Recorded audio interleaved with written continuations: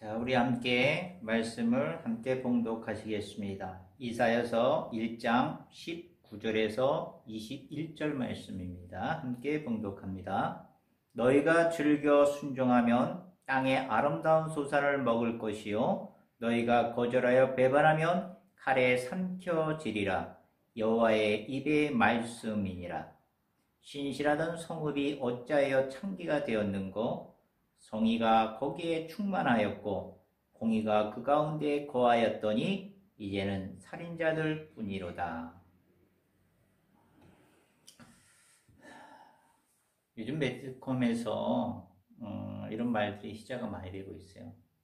월드급은 그대로인데 모든 물가는 다 오르고 있다. 그러니까 월급은 그대로인데 모든 물가는 다 오른다. 모든 건 다 오른다.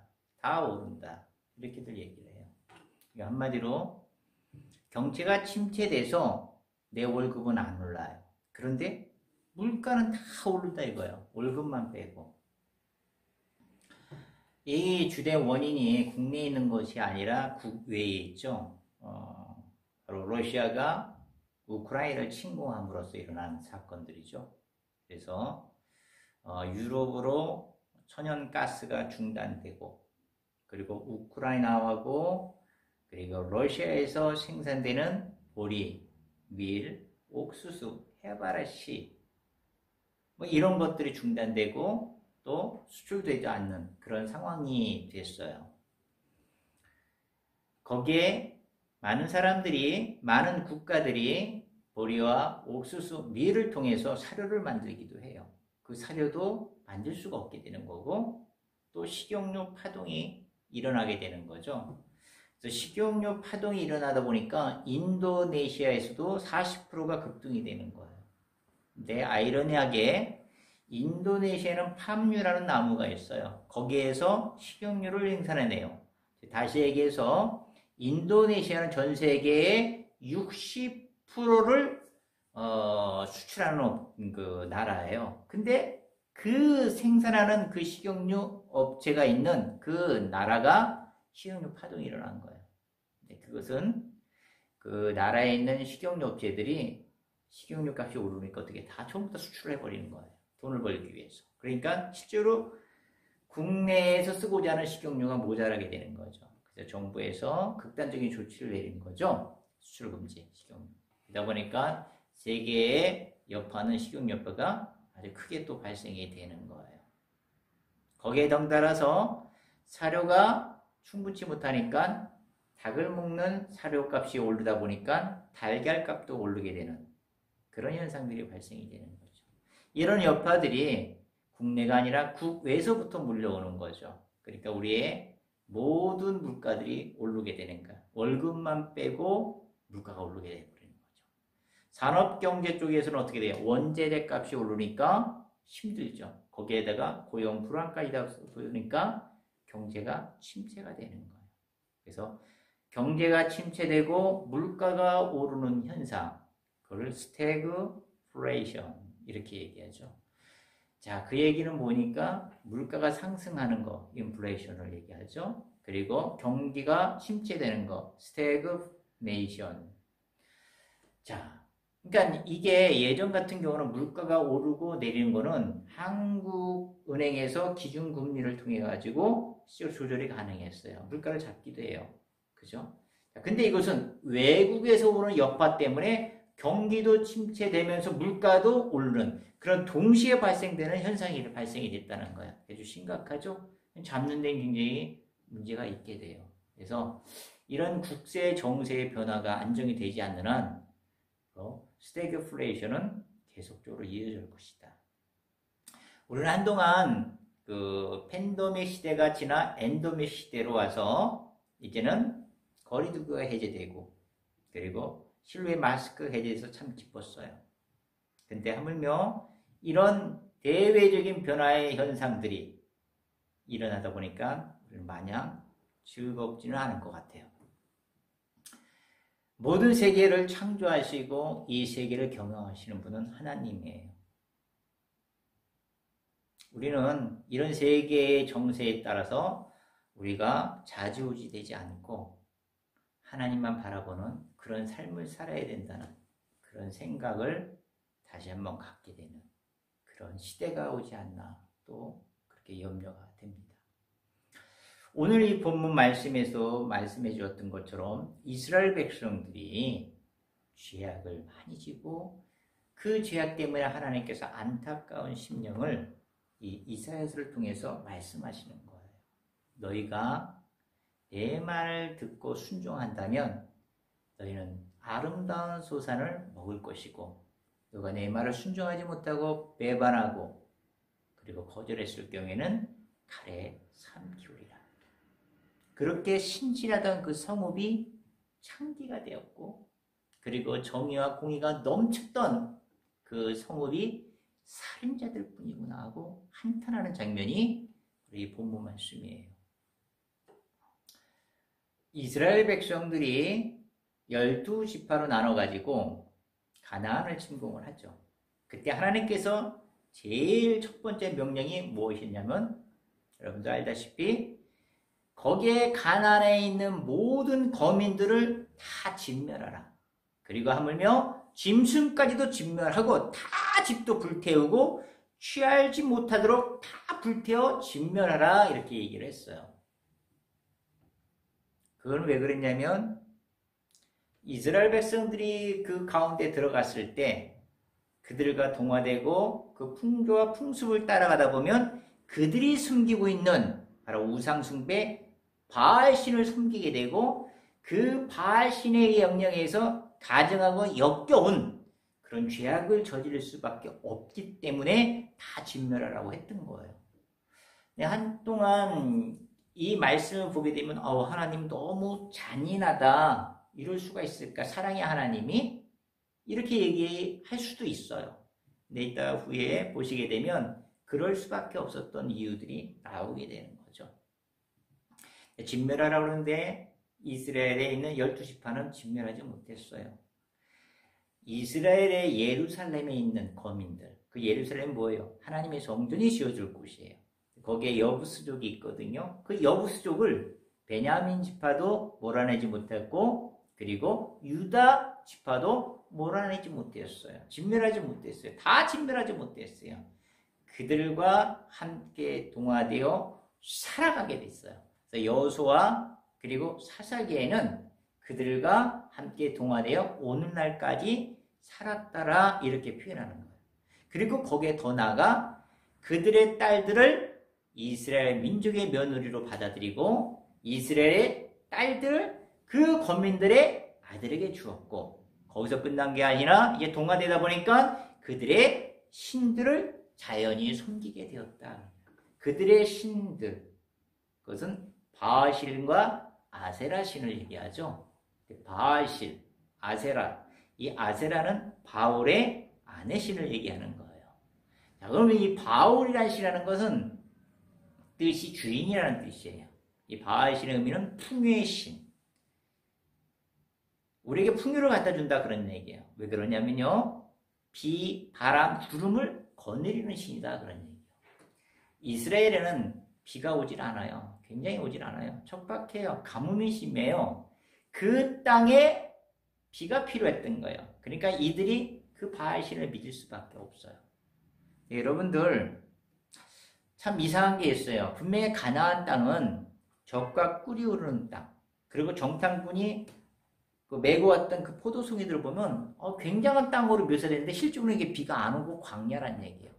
이 이스라엘 땅의 30-40% 정도만 실질적으로 초원이고 70% 이상이 사막과 광산으로 돼 있어요. 광야로 돼 있어요. 그러다 보니까 비에 대한 갈망이 있는 거죠. 그래서 바알신과 아세라를 믿게 되는 거예요. 자, 우리가 그 가데스 바네아에서 모세가 12지파에 한 명씩 해서 12명을 정탐꾼으로 가나안에 보내요. 그죠? 40일간을 보냈어요. 그건 이제 일주일이면 다녀올 수 있는 거리인데 실제 40일을 보냈다는 것은 어떤 거예요? 세밀하게 관찰하라. 가면서 뭐라고 얘기했어요? 이 민족들이 정말 강한가 약한가를 보고 또 이 땅에 너무 광야에 살다 보니까 비옥한 땅을 원했던 거예요. 그래서 땅이 비옥한지 아닌지를 보고 오라는 거였어요. 그래서 그거 오면서 그들이 가져온 게 뭐예요? 그 옛날 어린이 그 성경에 보게 되면 그림도 나와요. 두 사람에서 막대기 어깨를 베고 진짜 포도송이가 이만해요. 땅에 끓일 정도로 끙끙대면서 오는 장면을 묘사되어 있죠. 우리가 어렸을 때 그 장면을 보다 보니까 이스라엘 땅은 정말 포도송이가 크고 정말 피었고 땅이구나 이렇게 생각을 하게 된 거죠. 사실은 그렇지 않아요. 메고 왔던 거는 그냥 이렇게 들고 왔을 때 어떻게 뭉개지니까 보여줄 수가 없잖아요. 포도송이에 대해서. 그래서 이렇게 메고 왔던 거고, 이 포도라는 것은 이스라엘 땅에는 비가 안 오기 때문에 옥토가 별로 없어요. 옥토가 없어요. 그리고 이 포도는 물론 비옥한 땅에서도 자라요. 근데 어디서가 제일 잘 자라고 당도가 높냐면 척박 땅이고 가뭄이 있고 돌들이 많은 땅. 이 땅에서 포도가 잘 자라요. 그리고 당도가 높아요. 그래서 이스라엘에서는 이 포도가 수출품의 많은 비중을 차지하고 있죠. 이 당도가 높다 보니까. 그래서 그 땅이 풍부해서 비옥해서 포도나무가 그렇게 크게 나온 건 아니라는 얘기예요. 그러면 또 젖과 꿀이 흐르는 땅이라고 그랬어요. 굉장히 묘사가 풍부한 것 같죠? 근데 이 젖이라는 건 뭘 얘기해요? 양과 염소의 젖을 얘기하는 거예요. 양과 염소의 그 젖을 통해서 수확해내는 그런 전체 양들을 얘기하는 거겠죠. 근데 이 양과 염소는 어디서 키워요? 우리가 이제 동물의 왕국에서 보게 되면 어떻게 광야 같은 데 산양이 있잖아요. 양들이 거기 살아요. 근데 제 양들은 뭘 먹고 사나 이렇게 궁금도 했었어요, 사실은. 근데 양들은 뭘 먹고 사냐면요. 척박한 땅에서 이슬. 이스라엘은 비보다 이슬이 많이 와요. 이슬이 매일 나와요. 아침이 되면 이슬이 쫙 깔려요. 그러니까 이슬이 내리니까 이 양과 염소는 이슬을 먹고 살아요. 그러면서 또 뭘 먹냐면 이슬이 날렸을 때 거기에 새싹처럼 돋아나는 그런 식물들이 있겠죠. 작은 새싹들. 그것을 먹고 자라는 거예요. 그러니까 이스라엘은 비옥한 땅이 없다 보니까 목축업을 할 수밖에 없었던 거예요. 그래서 젖이 풍부하게 생산할 수 있었던 거죠. 그리고 또 꿀은 우리가 어떻게 상상하는 게 어때요? 꽃이 파란 초원을 생성하면서 벌꿀들이 날아다니면서 꿀을 몰아가지고 벌꿀통에 꿀을 저장한 이런 꿀을 연장을 하잖아요. 근데 이스라엘은 초원이 없어요, 사실은. 근데 이스라엘의 꿀이라는 것은 뭐냐면 우리가 예수님이 이스라엘의 예루살렘에 첫 입성을 할 때 그 많은 국민들이 환호했잖아요. 호산나 호산나. 그리고 흔든 게 뭐예요? 종려나무 가지였어요. 종려나무를 깔아놓고 나귀 새끼를 타고 이렇게 들어오는 입성 과정을 우리는 보게 됐죠. 이 종려나무는 사막과 그리고 광야에 많이 나요. 사실은. 특히 종려나무는 어디에 나냐면 오아시스에 종려나무들이 많이 나와 있는 걸 우리가 볼 수 있어요. 그럼 이 종려나무의 열매가 대추야자예요. 이 대추야자가 꿀처럼 굉장히 달콤해요. 그래서 이 이스라엘 사람들은 그걸 꿀이라고 얘기하는 거예요. 그래서 이스라엘은 젖과 꿀이 많은 거예요. 그때 젖과 꿀은 어떻게 돼요? 비옥한 땅이 아니에요. 사막과 광야에서 나는 거죠. 그래서 젖과 꿀이 흐르는 땅은 비옥한 땅을 연상을 안 하는 거예요. 맞아요. 그래서 이와 같이 이스라엘에는 피가 퀴예요. 그래서 그 아합 왕이 죄악을 너무 저지르니까 하나님께서 모르겠어 3년 6개월 동안 비를 내리지 못하게 만들어 버렸잖아요. 그래 엘리야가 또 850대 1로 실질적으로 그 바알과 아세라 목성을 다 재산 다 지우기고 이제 도망을 가게 되잖아요. 그때 이제 시내산 요단강 근처에 있는 그린 시내가에 가서 잠시 까마귀 먹이를 물어다 주고 거기서 10명을 살고 있는 동안에 가물면서 그조차도 유동을 말라버리니까 어디로 가요? 시돈에 있는 사르밧 과부로 보냈어요. 근데 그 과부에도 어때요? 먹을 것이 없어요. 가뭄 때문에. 그러니까 어때요? 가지고 있는 거 밀가루 조금하고 그 다음에 기름 몇 방울 정도. 그 정도의 양밖에 없는 이걸 먹고 자식과 죽겠다는 거예요. 이제 먹을 게 없다는 얘기예요. 이제 죽음이 임박했다는 얘기죠. 그만큼 가뭄이 심한 것이 바로 이스라엘 땅이에요. 이스라엘 땅. 그러니까 어떻게 해요? 이 사람들이 원하는 것은 바로 바알을 원해요. 풍요의 신, 비를 내려주는 신이라는 얘기예요. 근데 이 바울의 그 바알 신의 특징은 뭐냐면 이들이 숭배하는 거는 우리처럼 기도하고 예배하고 찬양하는 게 아니에요. 그 바알 신당에는 뭐가 있냐면 창기들이 있어요. 그 창기들은 남자도 있고 여자 창기도 있어요. 원래 이들이 비의 개념을 어떻게 생각하냐면 비도 하다 오지 않으니까 바알과 아세라의 그 성관계의 접촉을 통해서 분비물이 비로 생각을 하는 거예요. 그러니까 이 바알과 아세라에 의해서 비를 내려준다 해서 그들을 바로 숭배했던 거예요. 그러니까 그 아세라고 바알이 비를 내리기 위해서는 어떻게 해요? 흥분을 시켜야 되잖아요. 성적인 욕구를 만족하게끔 해줘야 되는 거예요. 보이게끔 해줘야 되잖아요. 그러니까 그 신당에는 창기들하고 이스라엘 국민들하고 난잡한 성관계를 하는 거예요. 그러면 바알이 그걸 보고 흥분이 돼서 또 아세라와 함께 접촉을 하게 되는 거죠. 그래서 비를 오게 한다. 그런 개념으로 그 바알 신당에는 난잡하고 추접한 그런 성 타락이 문화가 만연했던 거예요. 더럽고 추접한 거죠. 그죠? 근데 이들이 죄악이 여기서만 끝난 게 아니라 이들이 제사를 또 드리는데 뭘로 지나면 우리는 양, 염소 뭐 이런 것들을 지나. 이 바알은 사람을 인신제사를 드리는 거예요.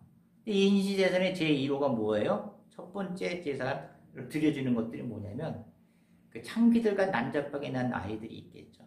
얘네들이 우선순위로 제사, 제물이 되고 있어요. 그래서 하나님께서 너무 안타까워서 에스겔을 통해서 이렇게 말씀하셨잖아요. 내가 너에게 나를 찬양하고 나를 위해서 만들어준 내 자녀를 내가 우상에게 제물로 불로 살리느냐? 그러면서 내가 그 죄가 경하다고 생각하냐? 작다고 생각하냐?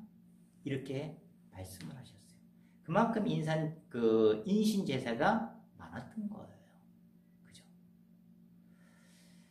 자, 근데 이뿐이 아니에요.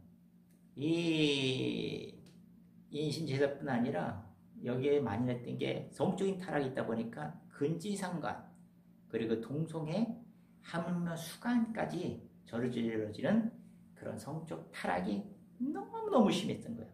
역겹잖아요. 우리도 역겹잖아요. 우리가 더럽잖아요. 하나님 보시기엔 어떻겠어요? 더 가증스러운 거죠. 가증스러워. 그래서 하나님이 어떻게 했어요? 그 거민들을 다 시적으로 전멸하러 했던 거예요. 동물조차도.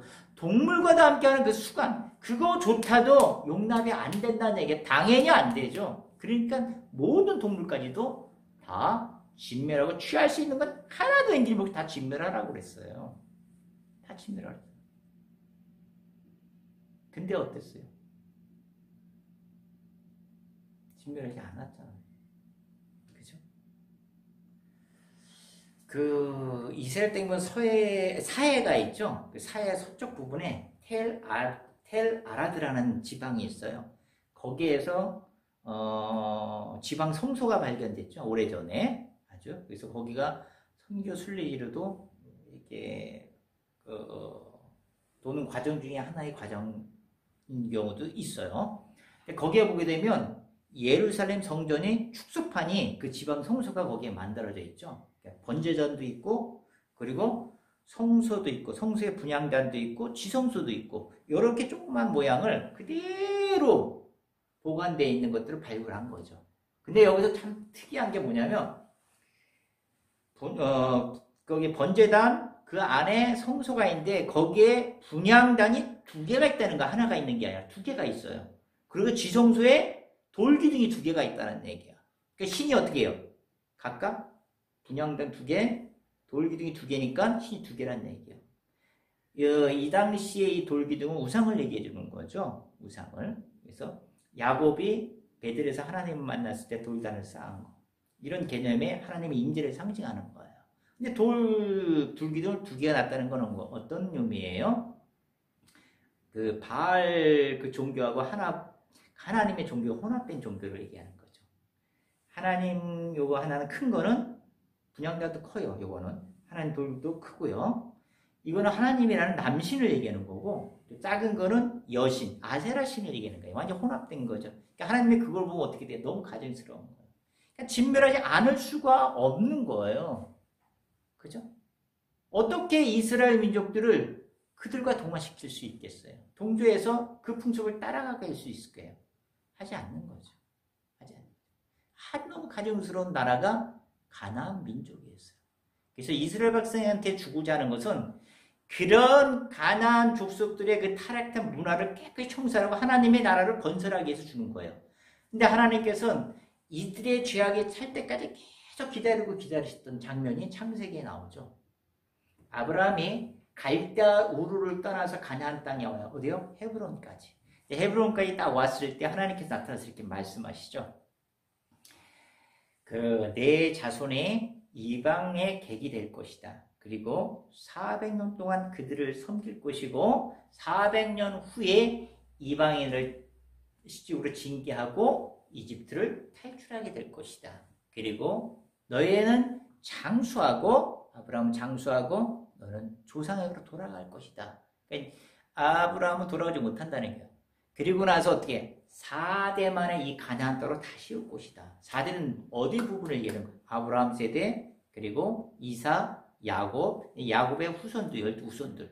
그 후손들이 가나안 땅에 올 것이다. 그런 얘기예요. 왜요? 거기는 아직도 아모리 족속의 죄악이 관영치 아니하기 때문이다. 관영치 가득 차다. 그러니까 죄악이 가득 차지 않았기 때문이다. 그러니까 죄악이 아직 가득 차지 않았다는 얘기야. 그때까지 기다리고 있다는 얘기야. 돌아오기를. 근데 끝내 그때까지가 돌아오는데 언제까지예요? 4대가 되세요. 그래서 12지파, 야곱의 후손 12지파가 진짜 가나안 땅을 시집으로 공격하기 시작한 거죠. 여기서 아모리라고 얘기했지만 여기에 7족속 중에서 가장 강대고 힘이 크고 그 다음에 지역에 널리 분포되어 있는 족속이 가나안 족속 중에서 아모리 족속이에요. 그래서 가나안 족속 하면 아모리 족속이라고 시적으로 대표할 수 있는 그 단어인 족속을 가나안 족속이 아니라 아모리 족속이라고도 이야기하고 있죠. 그러니까 한마디로 하나님께서 구원 계획은 이방 땅의 객의 섬김을 뜬 400년 종살이를 시적으로 탈출시키는 계획과 더불어 바로 이 가나안에 있는 건민들을 실축을 다 진멸하고 그리고 거기에 하나님의 나라를 건설하기 위한 그런 계획이 있었던 거예요. 근데 그런 계획 가운데 이스라엘 민족은 어떻게 됐어요? 가나안에 침공하고 그리고 그들을 다 진멸하지 않았어요. 그리고 그들의 풍속과 풍습을 따라 동화되고 바알신을 섬기고 그 가증스러운 역겨운 그 죄악들을 저지르게 되었다는 거예요. 근데 우리가 이게 다 보게 되면 그렇게 가증스러운 죄악을 저질러서 하나님이 끝내는 어떻게 해요? 다시 바벨론 포로의 광야를 다시 시작하게 만든 거죠. 그죠? 40년이 아니라 시내산 40년이나 바로 70년의 광야에 그 시내산 그 광야가 아니라 바벨론 포로의 광야로 내보냈던 거예요. 자, 그러면 우리가 광야가 시내산 광야가 있고 이 포로 광야가 있어요. 참 힘든 광야들이죠, 둘 다. 근데 약간의 의미 차이가 좀 있어요. 우리가 시내산의 광야, 자, 애굽에서 출애굽의 광야를 얘기해요. 가나안 전까지 출애굽의 광야예요. 이 출애굽의 광야는 하나님의 은혜 아니면 살 수 없었던 광야예요. 하나님이 요단강이 아니라 그 홍해를 가르시고 그리고 쓴물을 단물로 바꾼 사건들, 그리고 바위를 쳐서 생수를 먹게 하고 만나와 메추리를 내주시고 그리고 구름 기둥과 돌 기둥으로 우리를 보호해 주시고 그 동안에 옷과 신발이 하나도 닳지 않는 그런 은혜를 주었어요. 더욱더 특별한 것은 그들은 이 모세를 표현할 때 하나님께서 이스라엘 백성한테 내가 친구같이 대화하는 그런 친밀한 관계로 나는 모세와 대화하고 있다. 이런 것들을 이스라엘 백성들이 얘기해요. 이스라엘 백성들은 늘 모세를 통해서 하나님과 대면하고 친밀한 관계, 위드 지저스 생활을 해왔던 그런 하나님의 계획된 그런 광야의 삶을 살았어요. 그러니까 이 광야의 삶은 어떻게 돼요? 하나님의 계획된 삶이에요. 그러니까 이것을 우리는 어떻게 돼요? 이겨내면 되는 거예요. 지치고 쓰러지고 좌절하면 안 돼요. 나만 겪는 고난이라고 할 필요가 없는 거예요. 왜? 하나님 계획이니까. 하나님 계획. 내가 신실하게 주님을 믿고 살아왔는데 이 고난을 주는 것은 하나님의 계획, 시내산의 광야를 얘기해 주는 거예요. 이것은 피할 수 없는 광야, 맞아들이는 광야. 내가 고난을 기뻐하나니 고난은 인내를, 인내는 연단을 소망을 이룬다라고 바로 사도 바울이 고백했던 것처럼 이 고난의 유익을 우리에게 말씀해 주었던 것처럼 이것은 피할 수 없는 고난이기 때문에 맞이하고 이김으로써 생명의 멸류관을 얻는 귀한 고난이라 그런 얘기예요. 거기에 반해서 바벨론 포로의 광야는 어때요? 이거는 하나님의 계획이 없었던 거예요. 그 우리가 자초한 거예요. 뭐 때문에요? 하나님 뜻대로 순종하지 않은 거예요. 진멸하지 않았고 그의 풍속을 따라서 바알신을 섬기고 가증스러운 죄악을 저질렀기 때문에 바벨론 포로는 70년을 보내졌던 그런 아픈 광야예요. 내가 잘못한 거예요. 이건 심판의 광야예요. 그죠? 이거는 내가 겪지 않아도 될 광야예요. 내가 피할 수 있는 광야라 그런 얘기예요. 피할 수 있는 고난을 내가 자초했다는 얘기예요. 이거는. 그죠? 너무나도 우리는 이런 광야에 살면 안 되죠. 이런 전철을 밟으면 안 돼요. 이들은 다행히 바벨론 포로로 가서 그들은 하나님께 간구했어요. 하나님 이 광야를 빨리 벗어나달라고. 근데 하나님께서는 이들 70년간을 꼭 채워주셨어요. 하나님의 응답도 없었어요. 하나님 침묵 길어졌어요. 그리고 기적도 없었어요. 철저하게 하나님은 이들을 외면했어요. 왜요? 나를 배반했기 때문에. 근데 그는 끝내 기도하면서 회개에 이르는 거죠. 하나님이 우리를 떠난 것은 우리가 하나님을 떠난 것이다. 우리가 다시 하나님한테로 간다면 하나님은 우리한테 올 것이다 라고 통회하면서 회개했던 거예요. 회개 운동이 일어났던 거예요. 어디에서요? 이방 땅 바벨론에서. 그러다 보니까 영적 각성이 일어나고 영적 부흥이 일어나고 영적 르네상스가 일어났던 거예요. 여러분들, 우리도 이 두 가지의 광야 중에 하나의 광야는 살아가고 있어요. 인생은 이런 고난의 연속이에요. 광야의 삶이니까 한 광야를 지나고 있을 거예요. 여러분들이 시내산의 광야를 건너고 있다. 염려하지 마세요. 두려워하지 마세요. 좌절하지 마세요. 왜 나만 겪는 고난이라고 울부짖을 필요가 없어요. 그것은 연단을 통해서 우리의 믿음을 성숙시키기 위한 과정이에요. 그리고 하나님이 계획이 있는 광야였어요. 그러니까 우리는 하나님께 맡기고 그것을 인내할 수밖에 없는 광야. 이기고 끝내 승리하여 생명의 명령관을 받는 그런 광야를 우리가 기억하고 잊지 말아야 돼요. 근데 하물며 우리가 그 시내산의 광야를 통과해서 가나안에 정착하며 그리고 누리며 사는 그런 성도도 있을 거예요. 근데 여기서 우리가 조심할 것은 바로 하나님께서 이 모세를 통해서 가나안에 정착했을 때에 경고를 한 메시지가 있어요. 어떻게 해요? 너희가 그 가나안 땅에 들어갔을 때 먹고 배부르고 아름다운 집을 짓고 거주하면서 내 양과 염소가 번성하고 내 은금이 증식되고 내가 아무것도 부족함이 없이 풍부해졌을 때 너는 교만하지 말고 너희가 혹시 나를 떠날까 두려워하노라. 이렇게 경고를 했어요. 근데 이스라엘 백성들은 그 경고에도 무시하고 진멸하지 않고 그 풍습을 따라가고 그들과 결혼도 하고 동화되며 바알 신을 섬기고 가증스럽고 역겨우고 더러운 그런 죄악들을 저지르며 살아갔다는 거예요.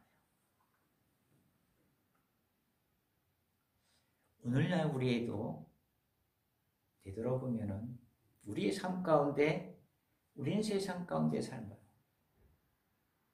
그러면서 세상의 풍조를 따라서 내가 주인이냐, 나의 편리함과 풍요로움만을 추구하며 살아가면서 한 치 앞도 내다볼 수 없는 그 인생길에 나만 살겠다고 아우성치며 성공을 위해서만 달아가는 우리의 가엾은 인생들, 그 인생을 다 허비하면서 생을 마감하는 그런 인생들이 아닌가를 우리는 다시 한번 돌이켜봐야 될 거 아닌가 싶어요.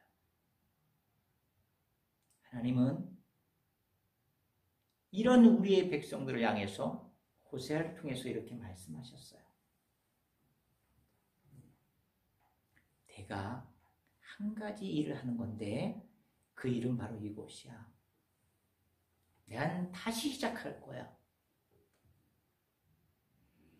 나의 첫사랑이고 나의 첫 데이트인 광야로 갈 거야. 나는 그곳에서 너에게 사랑을 고백하고 아름다운 장미꽃을 선물할 거야. 너는 그때 그 비탈진 그리고 삐뚤어진 그 마음의 계곡을 소망의 계곡으로 바꿔줄 거야. 그때 너는 어린 소녀였던 것처럼 이집트에서 막 나왔던 처럼 나를 그렇게 대할 거야. 너는 나를 서방님이라고 부를 것이고 나를 주인이라고 부르지 않을 거야. 나는 그때 너의 입술을 깨끗이 닦아줄 거야. 너의 묻어있던 그 이방신의 이름들을 내가 깨끗이 지워줄 거야. 다시는 그 입술에서 이방신을 속삭이지 않도록 깨끗이 지워줄 거야.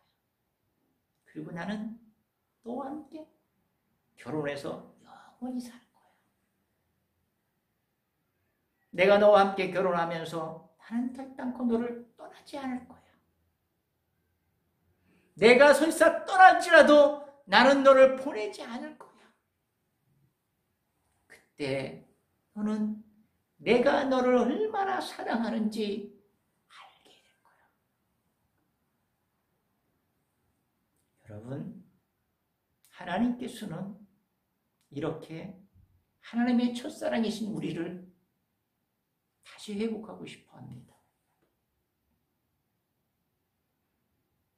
그래서 다시 광야로 가고 싶어 합니다. 오늘 이 순간도, 지금 이 순간도 하나님께서는 우리의 마음을 두드리고 계십니다. 볼지어다 내가 문 밖에서 두드리노니 누구든지 내 음성을 들고 문을 열면 내가 그리로 들어가 그와 더불어 먹고 나 또한 그와 더불어 먹으리라. 하나님과의 그 친밀한 교제의 관계로 여러분을 초대하고 있습니다.